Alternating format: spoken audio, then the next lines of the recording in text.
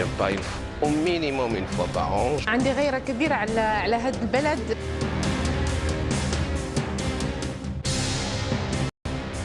ليست فكرة العودة هي الحل أعتقد. أهلا بكم، أنا عادل الزبيري أقدم لكم هذه الحلقة من برنامج مهام خاصة من مدينة طنجة في أقصى شمالي المغرب. في هذه الحلقة نتعرف عن قرب على العلاقة التي تربط بين مغاربة ينتشرون في بلدان أوروبا وأمريكا الشمالية، لكن تربطهم علاقة مباشرة يزورون فيها على الأقل مرة واحدة المغرب، يسمون بمغاربة العالم أو المغاربة القاطنين في أوروبا. فيا ترى ما السر في هذا التعلق؟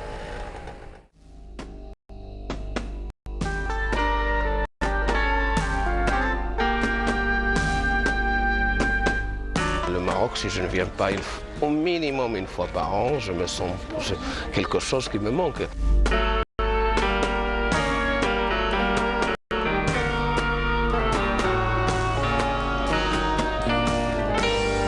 وهذه الجاليه شنا الغيره ديالها على المغرب.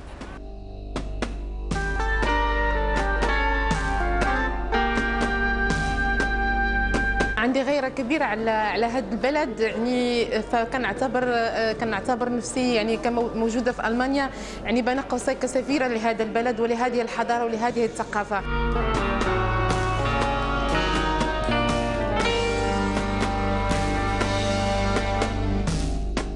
هل نعود للمغرب بعقولنا أم بقلوبنا أم بشيء آخر؟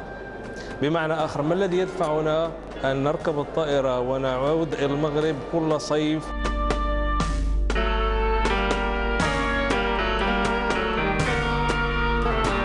من أصل 10 مهاجرين يوجد 7 على الأقل يزور المغرب ولو مرة واحدة في السنة، بمعنى أن الزيارة لا تكون مرة واحدة ولكن زيارات متكررة في أي مناسبة.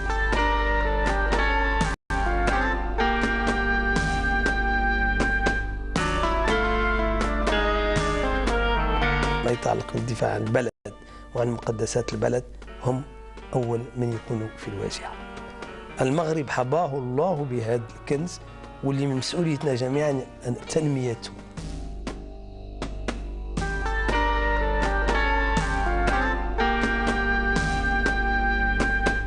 عندما يأتي المغرب إلى المغرب ليست زيارة سياحية عادية، وإنما هي نوع من الحج.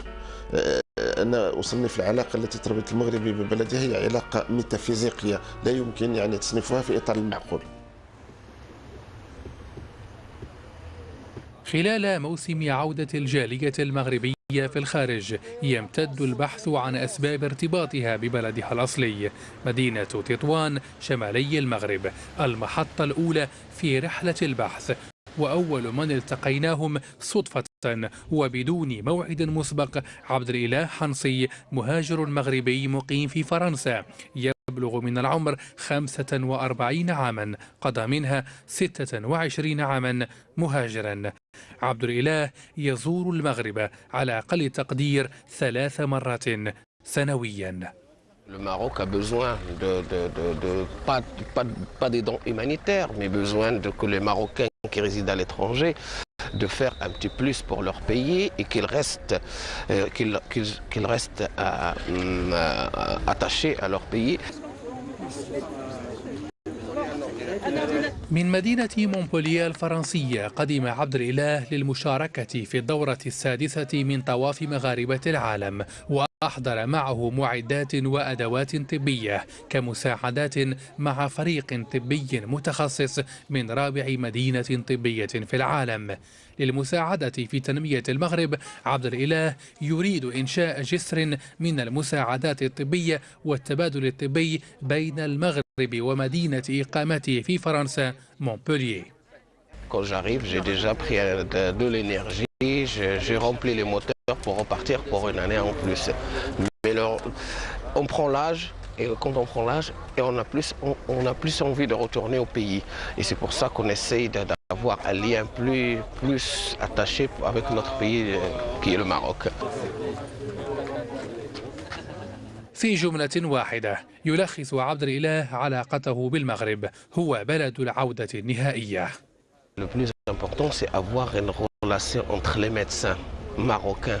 Le but, c'est avoir des contacts avec les médecins marocains et les médecins français, sachant que Montpellier, c'est la 4e ville médicale du monde où il y a un des plus grands hôpitaux, la Péronie. المغربي عندما يأتي المغرب يأتي من أجل زيارة الوالدين، من أجل زيارة قبر الوالدة والوالدة، من أجل النفقة على مثلا الأقارب والجيران، من أجل إقامة صدقات، من أجل المساهمة في ترميم وبناء مسجد، من أجل مساعدة على ترميم يعني الطريق التي تؤدي إلى قريته أو إلى مكان إقامته. إذن علاقة من نوع خاص.